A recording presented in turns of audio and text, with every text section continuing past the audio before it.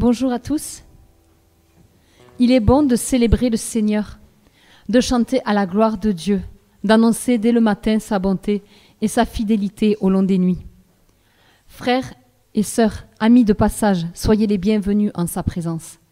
Rassemblés par son appel, nous formons la maison du Dieu vivant. Approchez-vous de lui, ouvrez vos cœurs à sa parole, goûtez et voyez combien le Seigneur est bon. Je vous invite à prier. Seigneur, c'est toi qui nous rassembles ce matin. Tu nous fais l'honneur de ta présence en ce lieu et nous nous considérons comme privilégiés d'être appelés enfants de Dieu, d'avoir reçu ton Esprit Saint et d'être libres de faire monter vers toi ce culte de reconnaissance. Gloire à toi, Seigneur. Amen. Alors chantons maintenant, venez le célébrer, son grand amour, venez le chanter.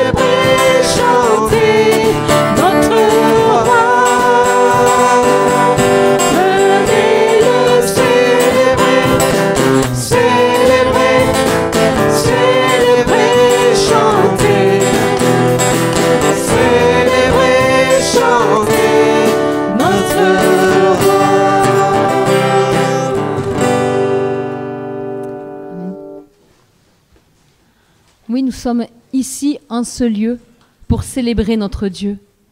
Il nous a laissé sa parole afin de nous donner la voie à suivre. Et il est souvent difficile d'obéir à sa parole. Malgré notre bonne volonté, nous avons du mal à faire ce qu'il convient. Voici ce que nous dit la parole de Dieu. « Soyez miséricordieux, dit Jésus, comme votre Père est miséricordieux. Ne jugez pas et vous ne serez pas jugés. Ne condamnez pas et vous ne serez pas condamnés. Pardonnez et l'on vous pardonnera. Pourquoi m'appelez-vous Seigneur, Seigneur, et ne faites-vous pas ce que je dis? Je vous donne un commandement nouveau. Aimez-vous les uns les autres comme je vous ai aimés. À l'amour que vous aurez les uns pour les autres, tous reconnaîtront que vous êtes mes disciples. Alors voici ce que je désire, et je pense que c'est ce que tout le monde désire. Mais pour ma part, je suis si loin de cette réalité. Lorsque j'étais enfant, voici un chant que j'écoutais et qui vraiment... oh là là, mais quand je le chantais, c'était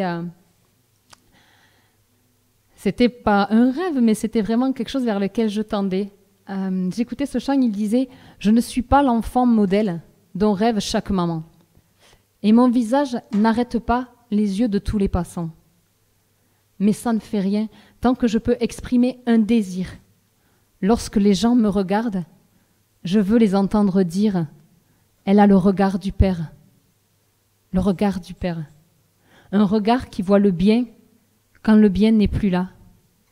Un regard qui trouve de quoi aider quand l'aide vient à manquer. Un regard plein de compassion qui comprend les douleurs, sachant ce que tu ressens. Et lorsque nous devrons tous paraître pour être jugés, tous nos actes bons et mauvais seront alors exposés. Si tu dois témoigner de ce que tu as vu en moi, j'aimerais par-dessus tout que tes paroles soient. Elle a le regard du Père. Voilà ce que je désirais enfant. Être à l'image de Dieu. Aujourd'hui, quelle est mon attitude? Est-ce que j'ai changé? Avons-nous ce regard? Avons-nous cet amour? Je pense que Dieu l'a mis en nous. Et que, eh bien, oui, il rayonne en nous. Parfois, nous le cachons, mais il est là. Je vous invite à un temps de silence.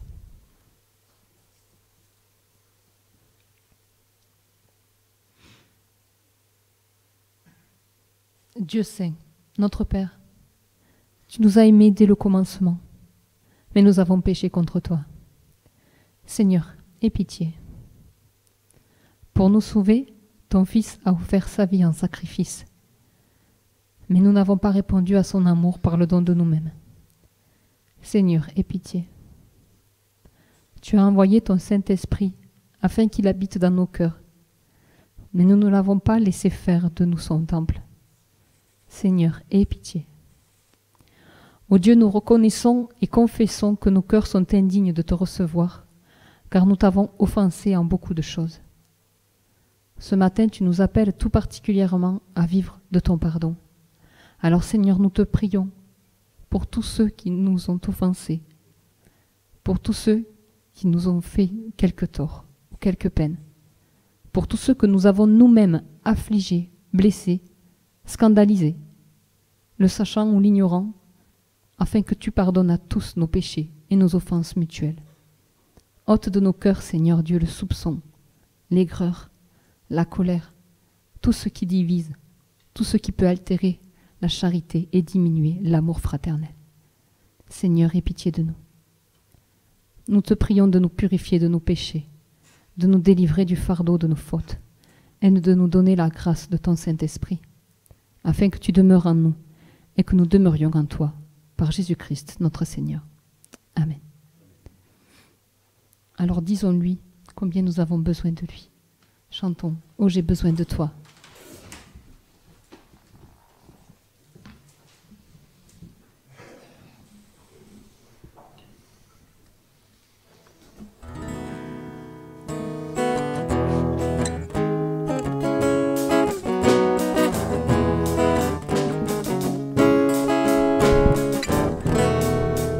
J'ai besoin de toi, j'ai besoin de ta voix qui vient me dire tout bas, oui je suis là.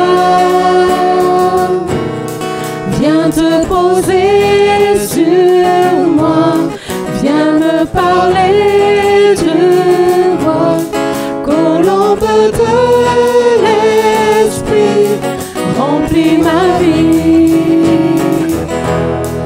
Oh, parle-moi du ciel, toi qui es éternel.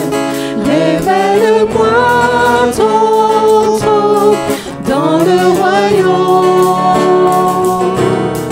Apprends-moi à t'aimer, te louer, t'adorer. Viens vivre près de moi, Jésus mon roi. Alléluia, le Seigneur est bon, il est grand. Nous possédons un sauveur merveilleux qui s'est livré à la mort pour nous. Alors oui, nous avons besoin de lui et il s'est donné pour nous. Il a été attaché à la croix pour moi, pour nous.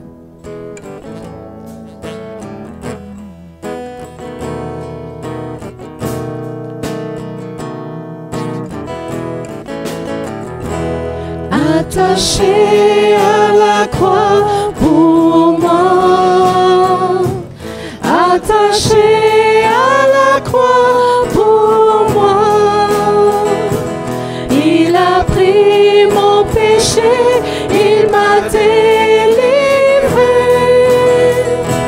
attaché à la croix pour moi, quel sauveur merveilleux je possède, il s'est sacrifié pour moi, et sa vie innocente il cède, pour mourir sur l'infâme croix, attaché à la croix pour moi, il fut attaché à la croix pour moi, il a pris mon péché, il m'a délivré,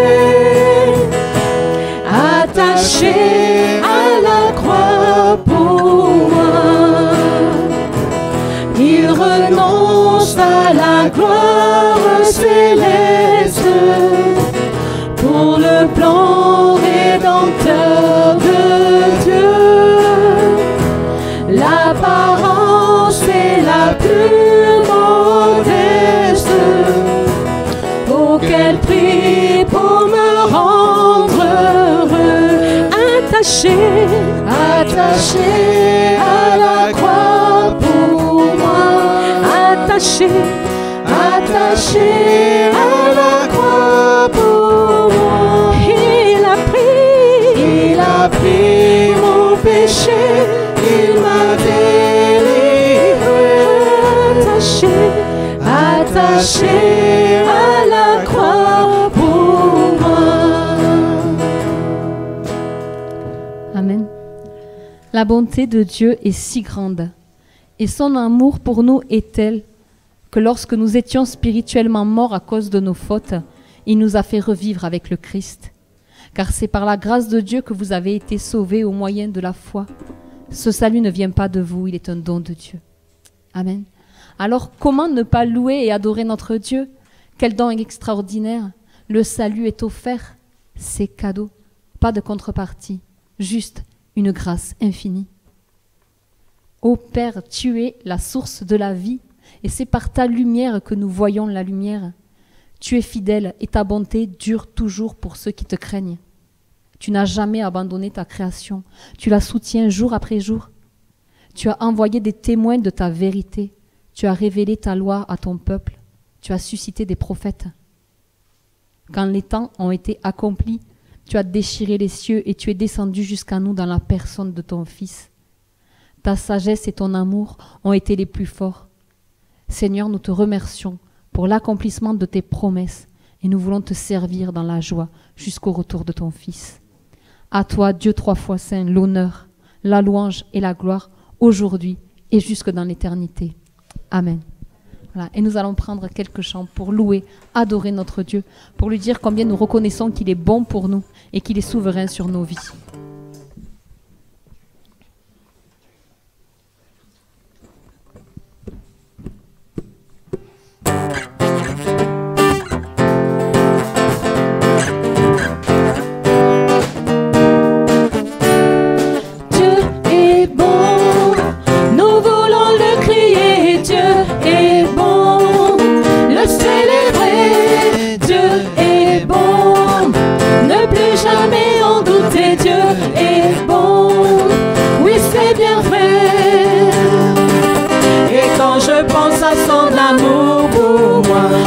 Saute de joie et je veux danser, car dans son cœur il y a place pour moi et j'ai tous les bras grands ouverts. Dieu est bon, nous voulons le crier, Dieu est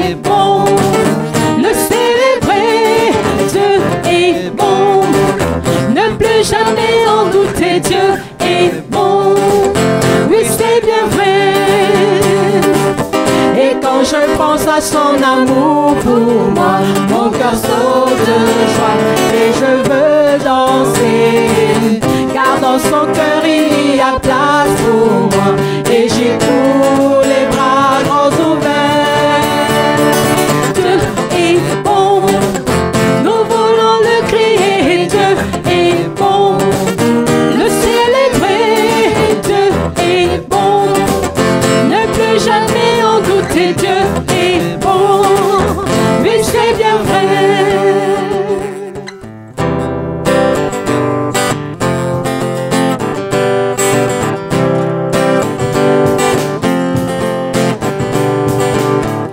Dans le monde entier, tu es souverain sur chaque torrent et soleil couchant. Mais mon seul désir, Seigneur, mon seul choix, dans ma vie sois toujours le roi. Oui, règne en moi par ton pouvoir, veille sur mes rêves et dans toutes tes lois. Tu es Seigneur de tout en moi, dans ma vie sois toujours le roi.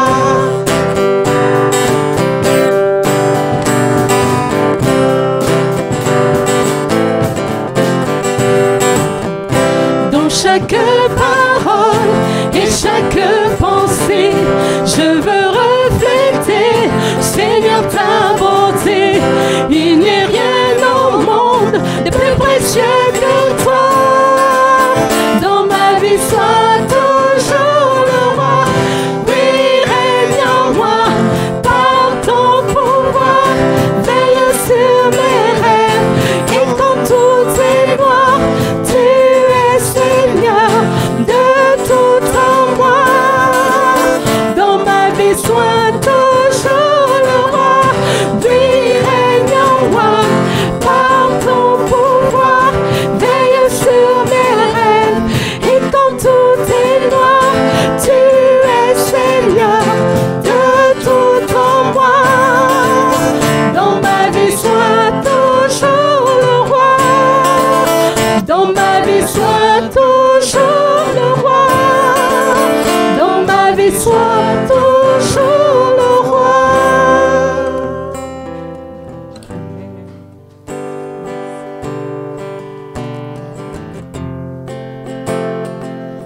Voilà, après ce chant, nous aurons un moment de louange, que chacun puisse élever sa voix vers son Dieu, vers son Papa. Dieu, quel amour pour moi, quelle patience. Tu as conduit vers toi mon ignorance. Comment pouvais-je alors saisir ce que ton cœur voulait m'offrir?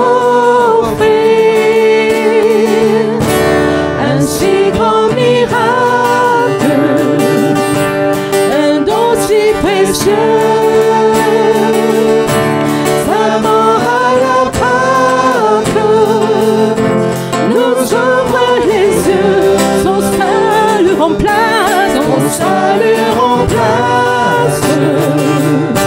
ma condamnation.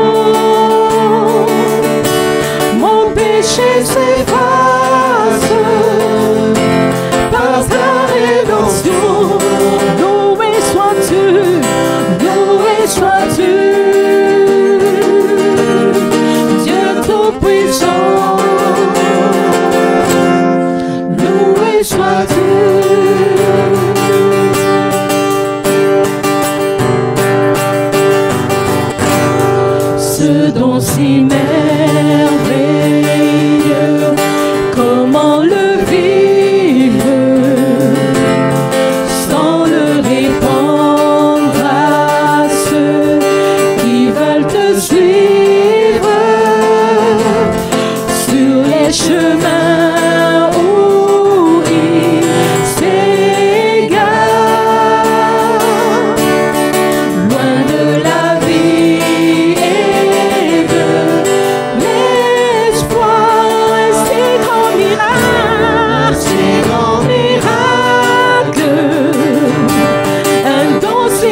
précieux. Sa mort à la Pâque nous ouvre les yeux. Ton salut remplace, ma condamnation. Mon péché s'efface par ta rédemption. loué sois-tu, Si grand miracle, un don si précieux.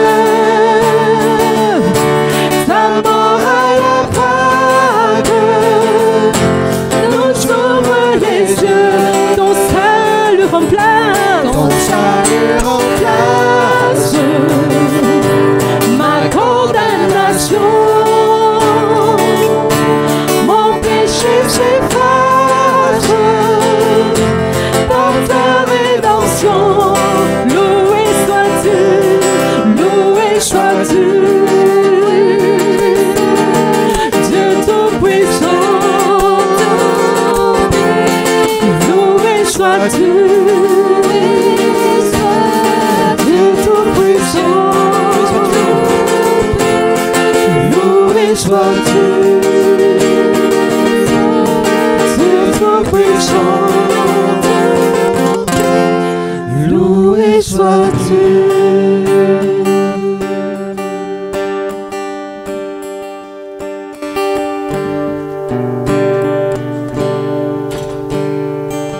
Seigneur, merci d'avoir remplacé notre condamnation, Seigneur. Merci pour ce don précieux que tu nous as donné, ton amour, Seigneur. Merci de nous avoir rachetés. Nous ne l'avons pas mérité. Tu es venu sur terre, tu t'es fait homme, tu t'es fait chair. Seigneur, tu t'es donné à la croix, tu as été emmené sur ce bois. Tu as été traîné, on a craché sur toi. On a percé ton côté. Seigneur, ton sang a coulé à cause de moi, à cause de nous. Seigneur, nous te disons merci pour cette grâce, pour ce cadeau merveilleux. Nous te bénissons, nous te remercions. Tu es descendu aux enfers. Tu as vécu 3 jours, Seigneur, aux enfers, mais tu es ressuscité. Merci, Seigneur, pour ce don merveilleux. Merci. Père éternel, je veux te louer ce matin parce que ce n'est pas moi qui suis venu à toi, mais c'est toi qui es venu me chercher. Bien avant que je sois né, tu savais déjà que je serais à toi, que tu serais dans ma vie et que tu m'amènerais à toi, que tu me donnerais ce don, cette foi et cet amour pour toi, mais aussi cet amour pour les autres. Même si parfois je suis faible pour montrer cet amour-là, mais Seigneur, tu es là et tu me conduis. Alors merci Seigneur, merci. Et je veux encore te louer et te chanter Seigneur. Amen.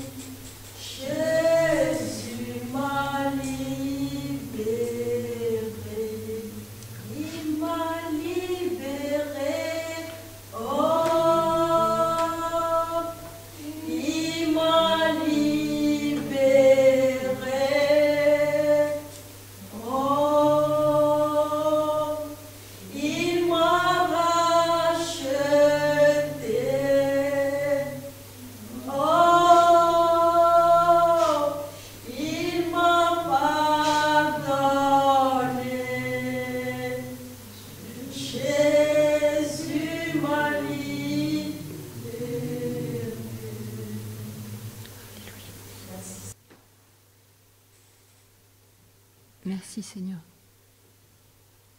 Juste merci. Tu es parmi nous ce matin, Seigneur. Tu nous as tellement aimés, tu nous aimes tellement, Seigneur. Merci. Amen.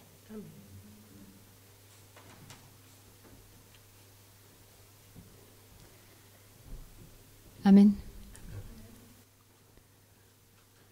Nous venons de vivre un temps où nous avons pu exprimer avec nos propres mots notre reconnaissance à Dieu pour qui il est, pour la grâce de sa présence dans nos vies. Alors ensemble, je vous invite à vous lever et à vous associer à cette confession de foi. Dieu est le souverain unique et la source du bonheur. Il est le roi des rois, le Seigneur des seigneurs. Lui seul est immortel. Il habite une lumière dont personne ne peut s'approcher. Tout vient de Dieu. Tout existe par lui et pour lui. Il est le Père de notre Seigneur Jésus-Christ, le Père plein de bonté, le Dieu vivant et vrai. Jésus-Christ, le Fils de Dieu, est venu dans le monde pour sauver les pécheurs. Le Christ est mort pour nos péchés. Il a été enterré. Il est revenu à la vie le 3e jour. Jésus-Christ a mis fin au pouvoir de la mort. Par la bonne nouvelle, il a révélé la vie immortelle. Dieu avait promis cette bonne nouvelle depuis longtemps dans les Saintes Écritures. Le Seigneur viendra bientôt. Il transformera notre corps terrestre et le rendra semblable à son corps glorieux. L'Esprit nous a donné la vie. C'est lui qui fait de nous des fils de Dieu. Le Saint-Esprit garantit les biens que Dieu a réservés à son peuple. Il nous assure que nous les posséderons quand notre délivrance sera complète. Amen. Et après avoir confessé notre foi, nous allons vivre le temps de l'offrande. L'apôtre déclare « Ce n'est pas par les choses périssables comme l'argent et l'or que vous avez été rachetés, mais par le sang précieux de Christ, comme un gage de notre foi au Christ qui s'est donné pour nous. Maintenant, nous allons apporter notre offrande à Christ. » Et pendant ce temps, nous allons chanter le chant qui dit « Roi des rois, Seigneur des seigneurs », comme nous l'avons confessé. Il est notre roi, notre Seigneur.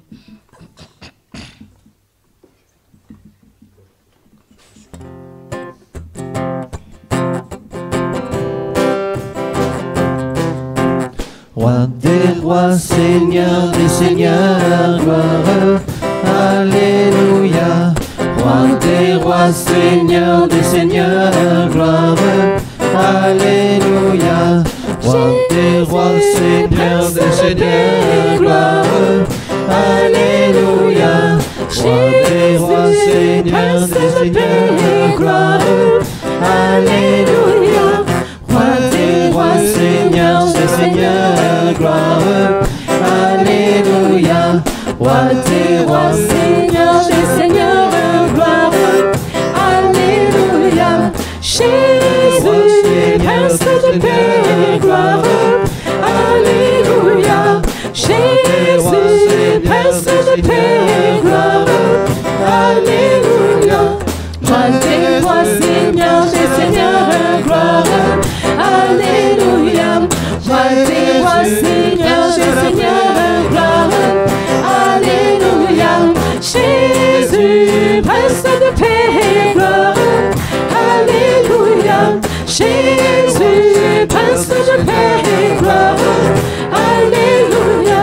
Jésus, Prince de paix, gloire, alléluia. Jésus, Prince de paix, gloire, alléluia.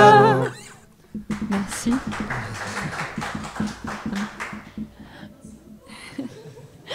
On aurait pu. Prions pour remettre cette offrande en notre Dieu. Ô Christ, tu t'es donné toi-même pour nous, afin de nous racheter de tout mal, de nous purifier de tout péché et de faire de nous un peuple qui t'appartienne en propre. Accueille avec bonté cette offrande, comme l'humble témoignage de notre amour à ton service. Et au moment d'ouvrir et de méditer ta parole, je te remets, Seigneur, le prédicateur, afin que tu l'inspires et le guides, et que nous puissions recevoir de toi encore un enseignement pour nos vies ce matin. Amen. Bonjour à tous. Merci pour la prière de Virginie. C'est la même que la mienne.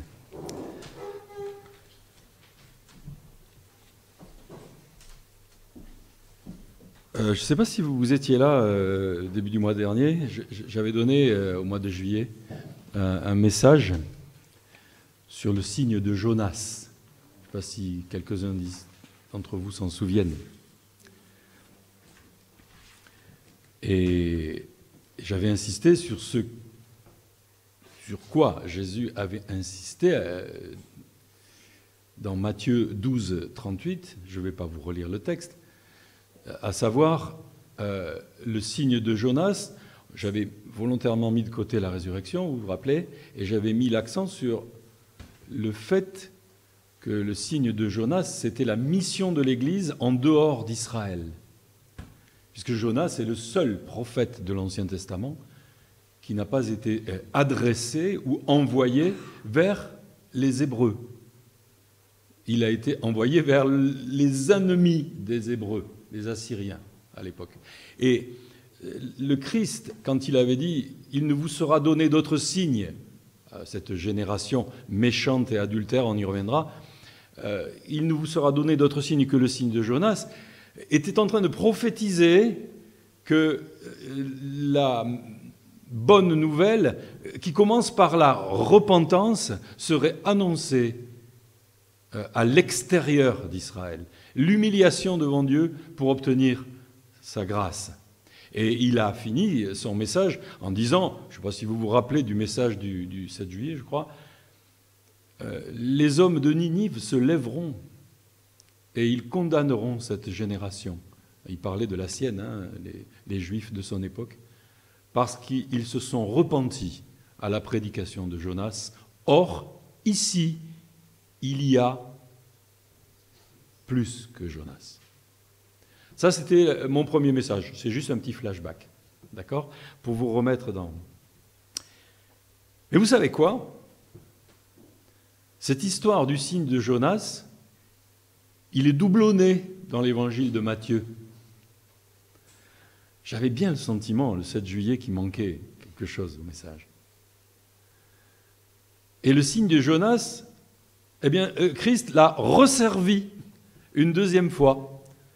Chronologiquement, probablement, après l'avoir fait une première fois quand les Juifs, disons les docteurs, les Sadducéens, les pharisiens étaient venus lui demander un signe. Ils ont remis ça, les amis. Ils ont remis ça, quelque temps après, dans un autre contexte. Et c'est de ça que je vais vous parler ce matin. En fait, dans l'évangile de Matthieu, si on le prend de manière chronologique, 2 fois, Jésus-Christ dit à ses interlocuteurs hébreux, juifs, de son époque, « Il ne vous sera pas donné d'autre signe que celui de Jonas. » Pourquoi 2 fois ? Une fois aurait suffi, puisqu'on parlait de repentance, finalement. C'est la base du message évangélique. Pourquoi 2 fois dans le texte de Matthieu ? Parce qu'aujourd'hui, j'aimerais vous parler de la miséricorde et de la grâce de Dieu. Il y a des choses qu'on ne comprend pas avant de les avoir vécues. J'aimerais vous donner quelques textes de l'Ancien Testament, puis je vous lirai le passage en question. Souviens-toi de tout le chemin que l'Éternel, ton Dieu, t'a fait faire pendant ces 40 années. Deutéronome, chapitre 8, verset 2. Souviens-toi de tout le chemin que l'Éternel, ton Dieu, t'a fait faire pendant ces 40 années dans le désert. Je ne parle pas de ma retraite, hein. 42 ans et des breloques de boulot. Afin de t'humilier et de t'éprouver pour savoir quelles étaient les dispositions de ton cœur, si tu garderais ou non ses commandements. Il t'a humilié, il t'a fait souffrir de la faim, et il t'a nourri de la manne que tu ne connaissais pas et que n'avaient pas connu tes pères, afin de t'apprendre, et ça c'est le point important, que l'homme ne vit pas de pain seulement, mais que l'homme vit de tout ce qui sort de la bouche de l'Éternel. Ça, c'est une parole que Jésus-Christ a reprise dans Matthieu, au moment de la tentation au désert. Pour contrer certains arguments sataniques, le Christ a cité Deutéronome 8, verset 4. L'homme ne vit pas de pain seulement, mais de tout ce qui sort de la bouche de Dieu. Pour revenir à Jonas, je voulais vous lire la fin de Jonas, la toute fin, parce qu'on a parlé de repentance, hein, Jonas qui promène dans les rues de Ninive pour annoncer que Dieu va les punir, que Dieu va juger Ninive, ce qu'il fera quelques années plus tard, hein, visiblement. Mais la fin de Jonas nous parle profondément du caractère de Dieu. Vous savez, Jonas, il est allé s'installer à quelques, peut-être kilomètres sur une éminence de la ville de Ninive pour voir Ninive tomber. Il est venu là pour ça. Du coup, il s'attendait au spectacle promis. Eh bien, il ne se passe rien, parce que les Ninivites se repentent. Dans le texte de Jonas, les Ninivites se repentent, ils s'humilient devant Dieu. Et la génération de Jonas à Ninive échappe à la punition de Dieu. Et Jonas, il est très embêté. Parce que c'est normal pour un prédicateur de la repentance de voir ses menaces mises à exécution. Et ça l'embête beaucoup. Et il va s'asseoir donc sur ce coin-là, il s'étonne que la punition tarde à venir, et puis il fait chaud, et puis il y a un ricin qui pousse pour lui faire de l'ombre. Il trouve ça bien, Jonas. Il va assister au spectacle à l'abri du soleil, sous son parasol naturel, le grand ricin. Le ricin, c'est une plante avec des grandes feuilles, hein, ça peut monter assez haut d'ailleurs. Et puis, Dieu fait venir un ver, et pendant la nuit, pouf, le ricin, il sèche. Et Jonas, ben, comme d'habitude, on dirait comme ça en Occitanie, il roumègue. C'est ça, hein, le terme, il roumègue. En français courant, il râle, quoi. Et les derniers versets de Jonas nous parlent du caractère de Dieu. Moi, ça m'a toujours émerveillé. Et l'Éternel dit à Jonas, « Est-ce que tu fais bien de t'irriter à cause du ricin ?» Il répondit, ça c'est Jonas, hein, tempérament entier, ça me rappelle un apôtre, hein, de Christ. « Je fais bien de mériter jusqu'à la mort. » Voilà. Réponse catégorique. Je fais bien de m'irriter jusqu'à la mort. D'abord, je t'en veux. Tu m'as envoyé ici, je ne voulais pas venir. Tu m'as fait traîner dans cette ville, défigurée par mon aventure maritime pour leur faire peur. Tu m'as dit de leur prêcher la repentance. Ils se sont repentis. Et puis moi, je suis venu pour rien. Finalement, ça ne servait à rien que je sois là. Donc, je fais bien de m'irriter jusqu'à la mort. En plus, maintenant, j'ai chaud. Et ben, j'en ai marre. Jonas. Et l'Éternel dit, tu as pitié du ricin qui ne t'a coûté aucune peine et que tu n'as pas fait pousser, pour cause, qui est né dans une nuit et qui a péri dans une nuit. Et moi,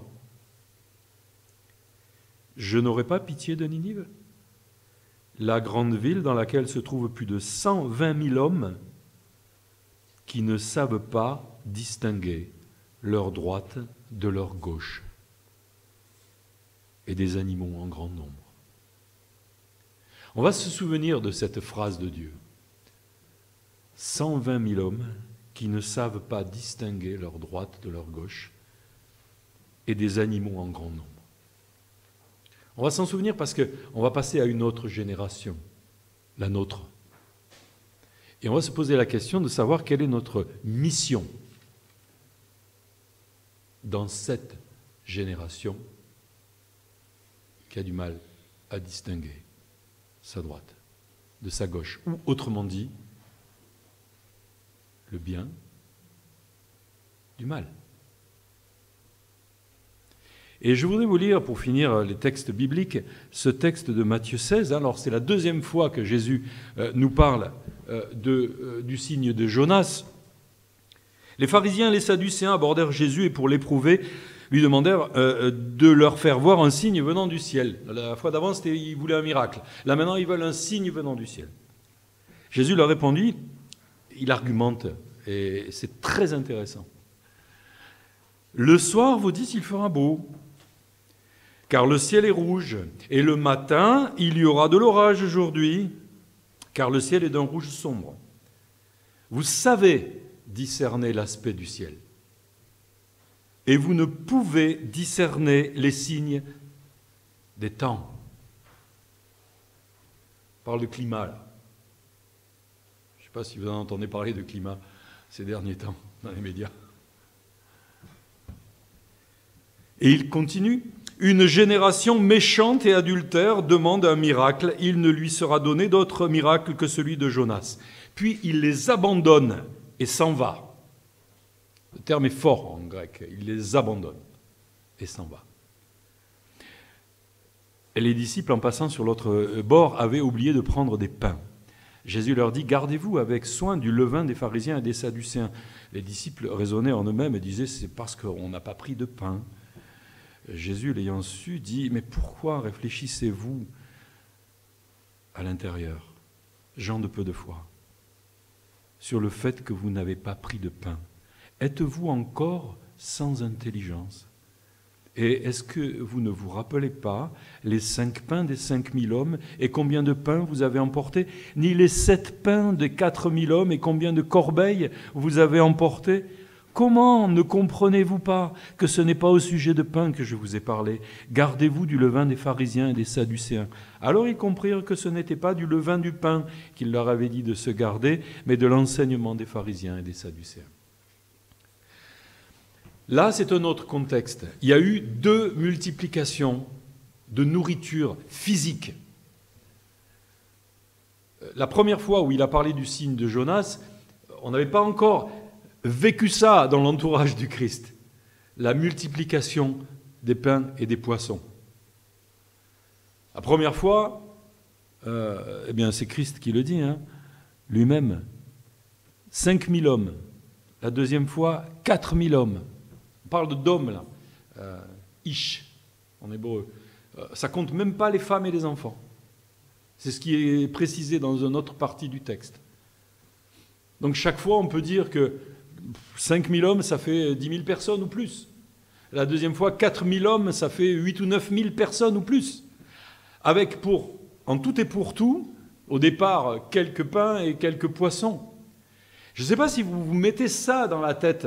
Le Seigneur est là. Alors, ça a été filmé, ça a été, joué au cinéma.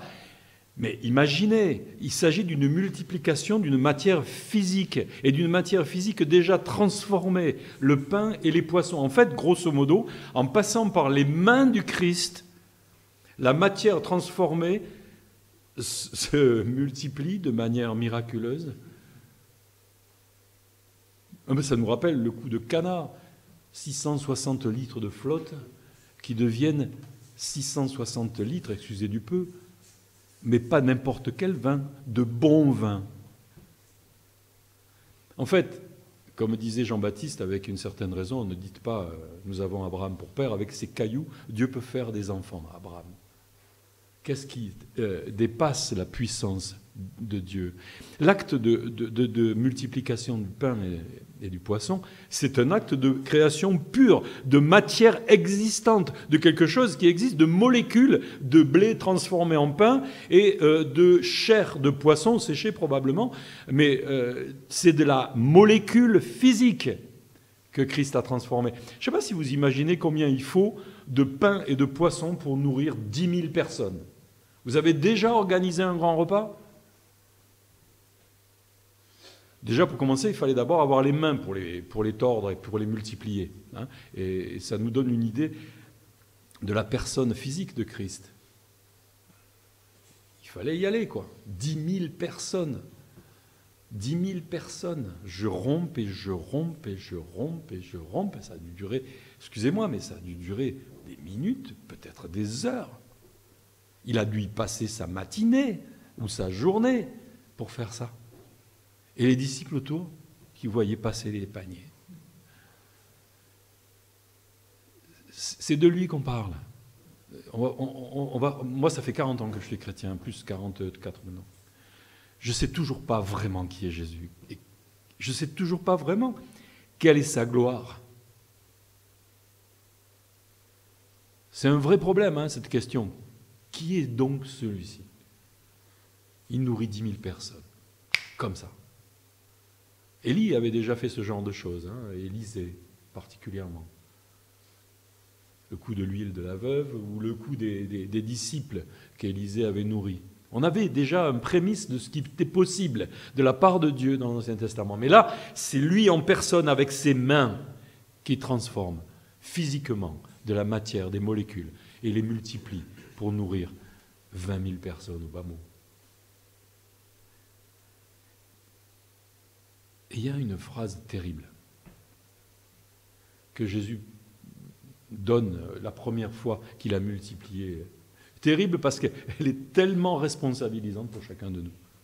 Vous connaissez cette phrase terrible qu'on a du mal à encaisser? Ils n'ont rien à manger, Seigneur. Réponse du Christ. Pierre, donnez-leur vous-même à manger. Et là, on arrive dans la deuxième évocation du signe de Jonas. On n'est pas là seulement, les amis, pour prêcher la repentance à des gens qui ne savent pas distinguer le bien du mal. C'est notre mission première, comme Jonas. On est là aussi, les amis, il faut le prendre au sérieux, pour leur donner à manger. Ou dans une expression plus triviale en français, pour leur donner du grain à moudre. Et ça procède de l'Esprit Saint. Il y a un autre texte, un autre passage qui est intéressant ici, là. Êtes-vous, verset 9, encore sans intelligence? Noïété dans le texte grec, ça procède d'un radical grec, le nous. Le nous. L'intelligence. On n'est pas là seulement pour prêcher la repentance, mes amis, comme je vous l'ai annoncé dans le premier message sur le signe de Jonas. On est là aussi pour prêcher l'intelligence et annoncer l'Esprit Saint dans le cœur des hommes. L'intelligence, la compréhension du monde, de la création jusqu'au retour de Christ et la nouvelle création. Et c'est là où ça rejoint ce que Christ argumente là. Vous, les Juifs auxquels il parle, vous êtes capables de faire de la climatologie. Mais vous ne savez pas ce qui va arriver. Vous ne savez pas discerner les signes des temps. En gros, il leur disait, vous savez, d'une certaine manière, organisez vos journées en fonction du temps qu'il fera demain, mais vous ne savez pas ce qui va arriver demain. Dans le français courant, c'est bizarre d'ailleurs. Le mot « temps » et le mot « temps » désignent deux choses complètement différentes. Quand on parle de la pluie et du beau temps, on ne parle absolument pas de l'écoulement du temps. Je ne sais pas pourquoi, mais dans notre langue, c'est fabuleux le français. On a cette espèce de... qui parle presque comme le Christ là. Vous savez faire de la climatologie, mais vous ne savez pas ce qui va vous arriver demain. Et vous ne savez pas ce qu'il est prévu qu'il arrive demain. Les signes des temps. Les amis, avec la parole de Dieu, le pain de Dieu, ce qui sort de la bouche de Dieu, nous avons à offrir au monde dans lequel nous vivons, à notre génération, non pas un traité de climatologie, mais une explication du temps de Dieu, depuis la création, dans le livre de la Genèse, jusqu'à la nouvelle création, dans le livre de l'Apocalypse, et tout ce qui est entre les deux. Donnez-leur vous-même à manger. Voilà le commandement de Jésus à ses disciples. Sommes-nous les disciples de Christ dans cette génération? Alors donnons-leur nous-mêmes à manger. Et donnons-leur nous-mêmes à manger, c'est deux choses absolument fondamentales. La parole de Dieu, la Bible, qui apprend à discerner le signe des temps, le pain de Dieu, Et puis, qu'est-ce qu'il y avait d'autre à la multiplication? Le poisson. Manger le poisson, ça nous rappelle Jean 6, 8. Manger le poisson. Vous savez, c'était le signe des premiers chrétiens. Hein. Vous savez ce que ça veut dire, ce signe des premiers chrétiens, le poisson? Vous voulez que je vous fasse? Je ne veux pas faire le... Hein. Ixtus. Iesous, Christos, Theon, Huios, Soter. Ça veut dire Jésus, le Christ, Fils du Dieu Sauveur. C'est ça, hein, le mot ixtus en grec, ça désigne un poisson. Nous avons la capacité, frères et sœurs, aujourd'hui, de communiquer à cette génération qui ne sait pas distinguer sa droite de sa gauche, le pain et le poisson. C'est-à-dire la connaissance, l'intelligence et le salut jusqu'à la réception du Saint-Esprit. Est-ce que nous en sommes vraiment conscients? Ou est-ce que, pour nous, vivre une vie chrétienne consiste à venir le dimanche, là, expérimenter certaines choses, affectives, sentimentales, seulement? Ou pire encore, essayer d'inventer une vie spirituelle basée sur l'expérimentation seule, sur peut-être même certains enfantillages dans notre vie chrétienne. C'est plus sérieux que ça, frères et sœurs, notre mission.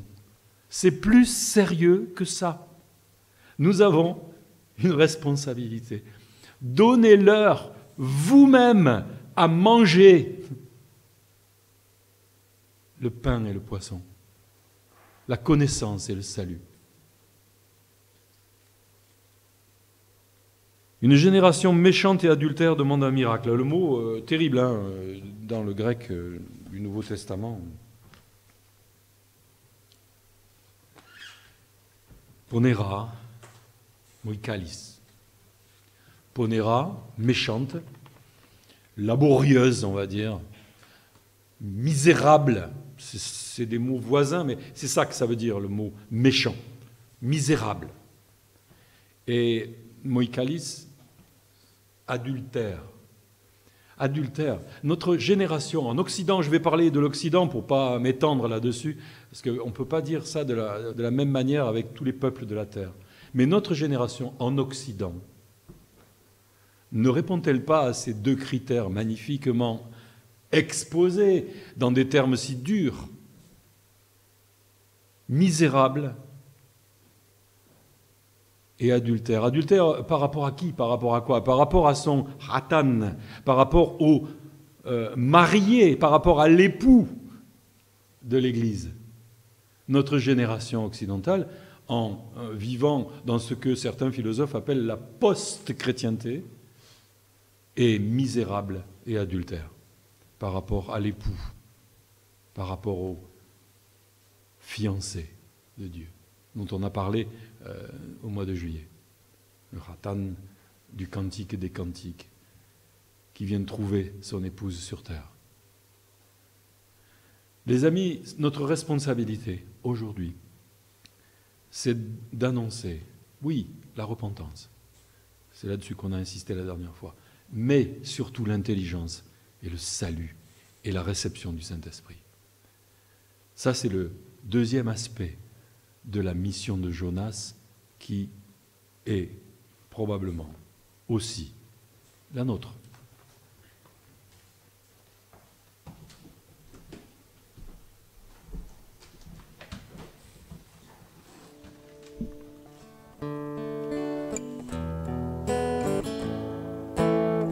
Merci Guy d'avoir partagé avec nous la parole du Seigneur. Merci pour la parole. Voilà, nous allons le chanter. Maxime, est-ce que tu pourrais faire le vidéo s'il te plaît? Voilà, merci pour cette parole qui est une lumière pour nous.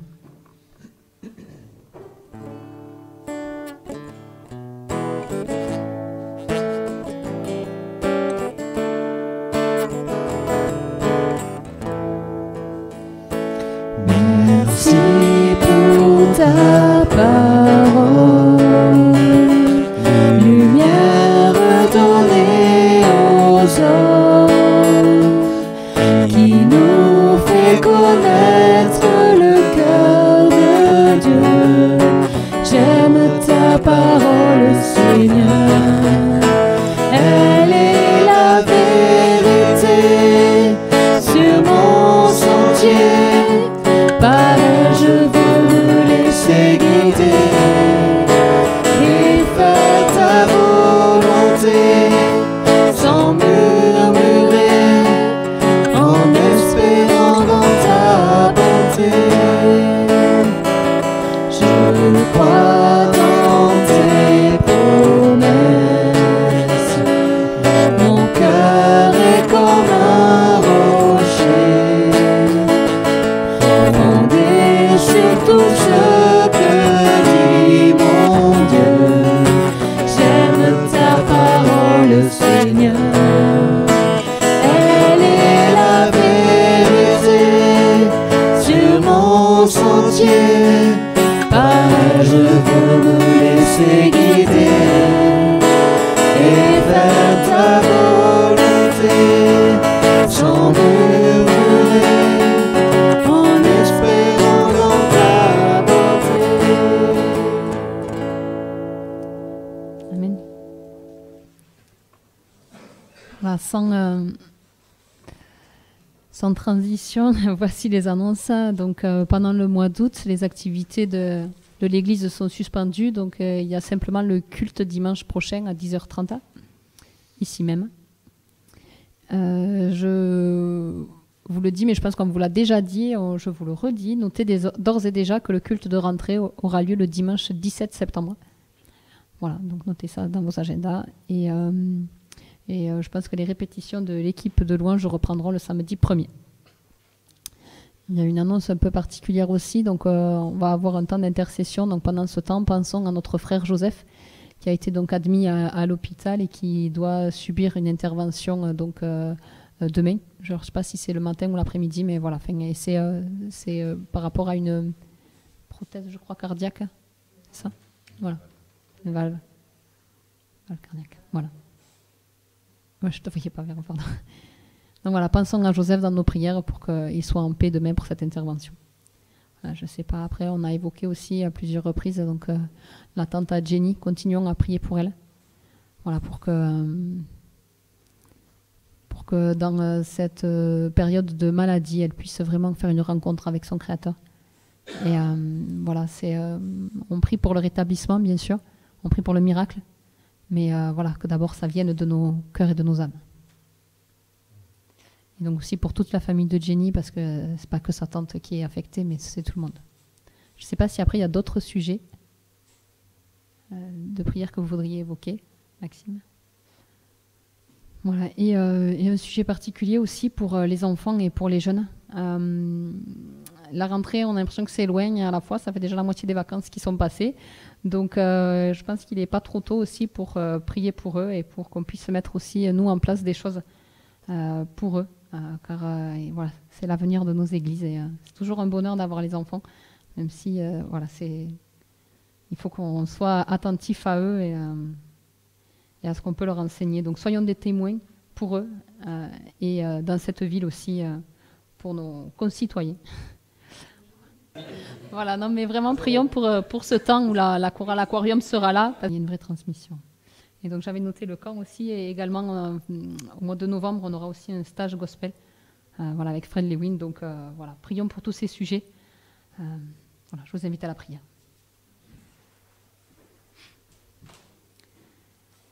Seigneur Dieu, nous ne savons pas par nous-mêmes te demander ce qu'il nous faut. Mais tu as promis que ton esprit viendrait en aide à notre prière. C'est pourquoi nous nous adressons à toi avec confiance. Nous te présentons ton Église répandue dans le monde, afin que tu lui donnes de proclamer toutes tes merveilles jusqu'aux extrémités de la terre. Pour tous ceux que tu appelles à prêcher l'Évangile, afin qu'ils sachent communiquer le message du salut. Que chacun de tes serviteurs réponde joyeusement à la vocation que tu lui adresses, et que la bonne nouvelle ne cesse d'être annoncée à tous les peuples. Nous te demandons de veiller sur notre pays et ses dirigeants, pour plus de justice et de paix. Père, nous voulons aussi te présenter ceux qui sont découragés ou affligés, afin que tu leur donnes de nouvelles forces dans la communion du Christ. Seigneur Dieu, Maître Tout-Puissant, regarde ton Église et fais-lui don de ta paix, pour que nous nous aimions les uns les autres. Maintiens-nous dans un même esprit, pour que nous formions un seul corps, animés d'une même foi et d'une même espérance, et pour que nous parvenions ensemble à la stature parfaite du Christ, notre Seigneur, qui vit et règne avec toi dans l'unité du Saint-Esprit, un seul Dieu béni au siècle des siècles. Amen. Voilà, notre culte s'achève. Je vous invite à vous lever pour recevoir cette parole. C'est une promesse certaine. Dieu revient bientôt. Pour ce qui est du jour ou de l'heure, personne ne le sait, ni les anges dans le ciel, ni le Fils, mais le Père seul. Prenez garde, veillez et priez, car vous ne savez pas quand ce temps viendra. Veillons et prions, restons attachés aux promesses de Dieu, soyons des témoins de sa puissance et de son amour. Et que ton esprit, Seigneur, élargisse nos cœurs et l'ouvre à tous ceux que nous allons rencontrer, dans l'attente de ton retour. Que ton amour porte en nous des fruits de bénédiction. Que le Dieu tout-puissant et miséricordieux vous bénisse et vous protège, le Père, le Fils et le Saint-Esprit. Amen. Et nous terminerons ce temps avec ce chant qui dit « Tous les rois de la terre te célébreront, ô Éternel ».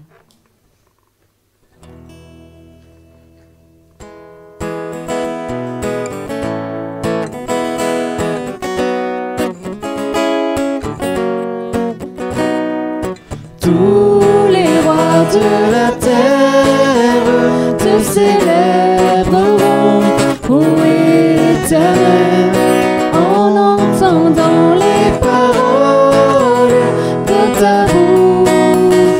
Ils chanteront sur les chemins, car ta gloire est grande. Tous les rois de la terre